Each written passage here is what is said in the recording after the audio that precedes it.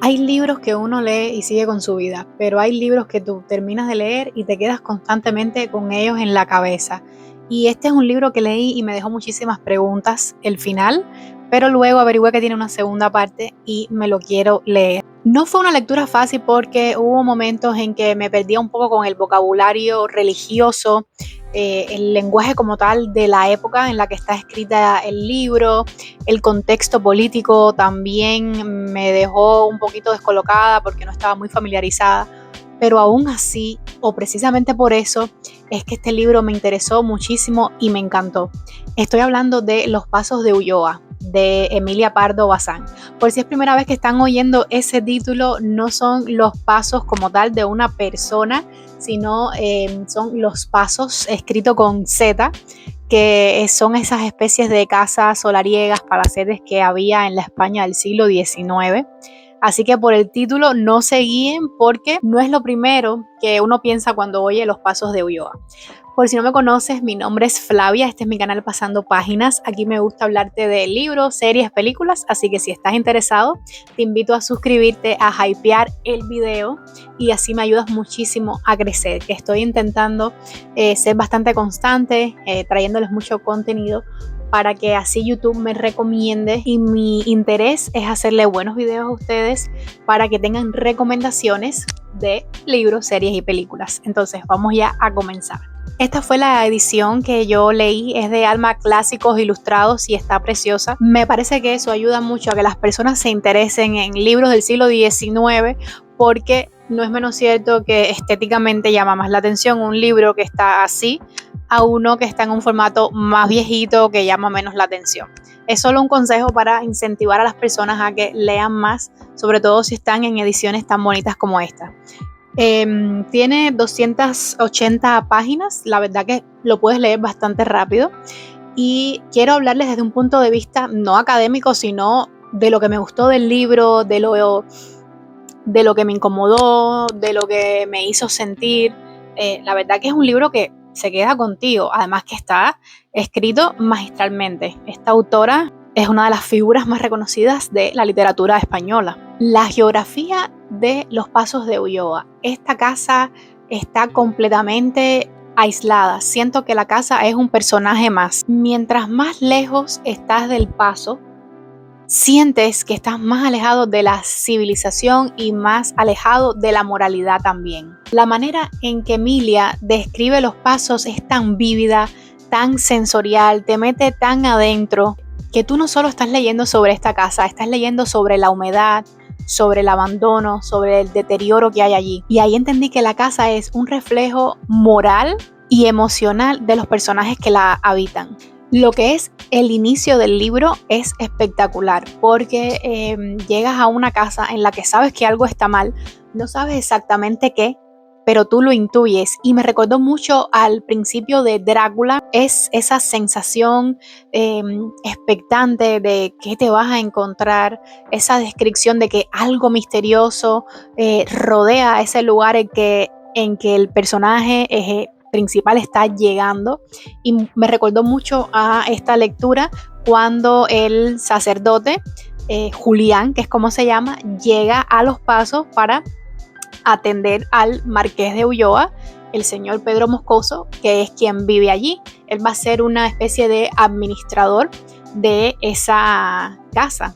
Y el final es otra cosa que también está magistralmente narrado, me dejó con muchas preguntas, pero bueno, ya supe que tiene una segunda parte y sí o sí me la tengo que leer. El final te deja pensando, te deja una sensación de inquietud, porque por lo menos yo me quedé con muchas preguntas. El libro tiene escenas hermosas, sobre todo entre dos niños que comparten un vínculo muy especial sin saberlo, y aún así es increíble ver cómo la sangre llama. Simplemente estos niños se buscan, se entienden y se genera un vínculo muy bonito, muy sano, muy inocente, lo cual es como un oasis en medio de toda la corrupción, de toda la violencia que se vive en El Paso.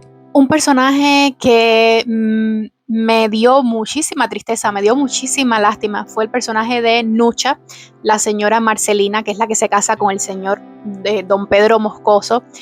Es increíble este personaje, todo lo que pasa siendo una persona tan buena. Esta mujer hace todo lo que se espera de ella. Es correcta, es educada, atiende a su esposo, es abnegada, es dispuesta, cumple con todos los valores morales que hay que tener en esa sociedad, y aún así es uno de los personajes que más sufre. Eso me golpeó mucho porque te deja claro que hacer lo correcto no te garantiza nada en la vida. Nucha no es castigada por rebelarse, sino por existir y convivir en un mundo que no está hecho para protegerla, desgraciadamente.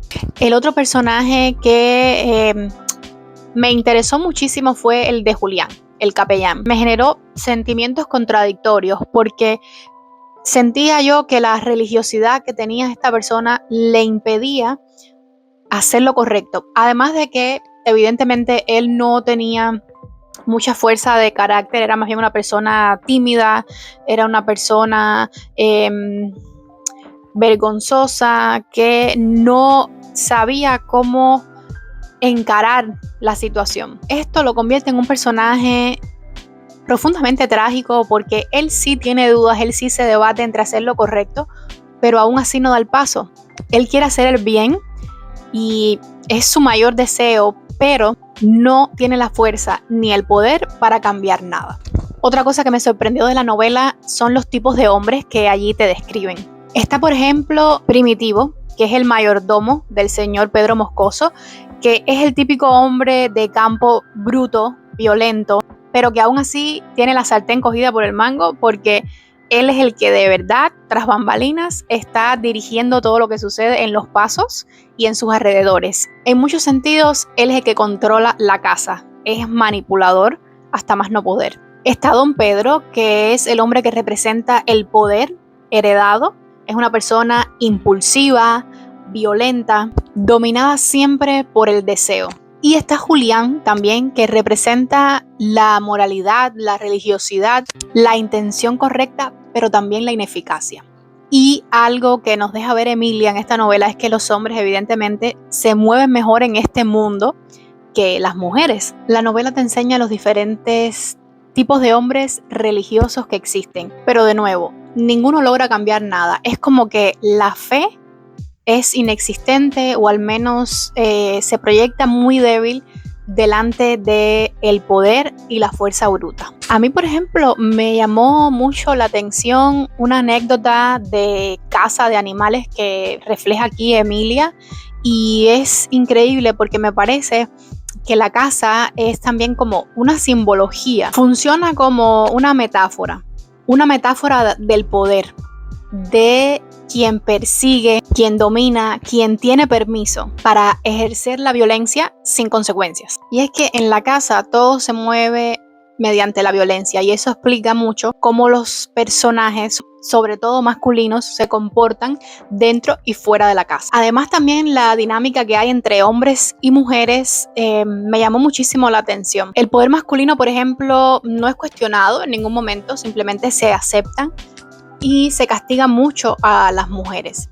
Aquí las relaciones de matrimonio no se muestran como un espacio de refugio, sino más bien de soledad, de desgaste, de dominación, de miedo. Y lo más fuerte es que aunque la novela se sitúe en el siglo XIX, estas cosas igual pasan. En cuanto a la dinámica que hay entre hombres y mujeres, yo siento que el libro no me está contando nada nuevo, ya sea el siglo XIX o el siglo XXI, en el año 2026. Todo lo que pasa en esta novela se puede vivir hoy en día.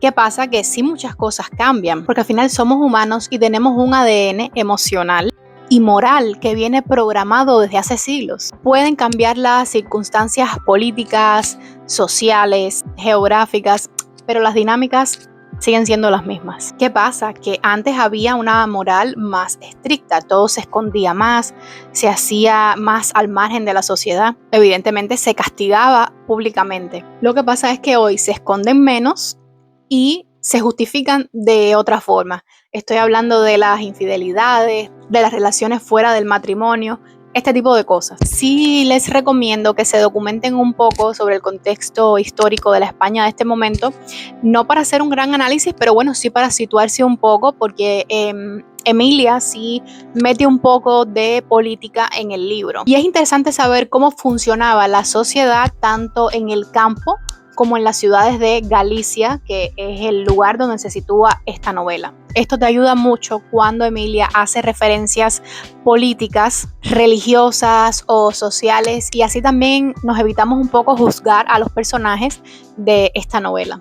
Esta novela es sin duda una novela incómoda de leer por la brutalidad que hay, la violencia que hay, pero está escrita con una belleza impresionante. Esta es la primera vez que yo leo a Emilia Pardo Bazán, y de hecho me acuerdo que cuando yo estaba en el preuniversitario, hablaron mucho de esta autora y creo que mencionaron este libro. Y muchos años después es que lo leo y realmente es espectacular la manera de escribir de esta mujer. Tiene una manera de describir muy vívida, muy sensorial. De verdad te transmite olores, sensaciones. Es increíble cómo narra esta autora. Y me gusta que no idealiza nada, ni el campo, ni el poder, ni el matrimonio, nada de esto. Todo está descrito de la manera cruda y directa que es, pero muy hermoso de leer. Evidentemente es una lectura que recomiendo muchísimo y me gustaría muchísimo que me recomendaran algunas de sus obras. Quiero leer ahora La Madre Naturaleza, que es la continuación de este libro, y nada, que me interesó muchísimo esta autora. Y esto ha sido todo por el video de hoy. Muchísimas gracias por verlo. Les deseo a todos un lindo día. No olviden suscribirse al canal, que así me ayuda muchísimo. Darle like a este video y espero verlos en uno próximo. Bye bye.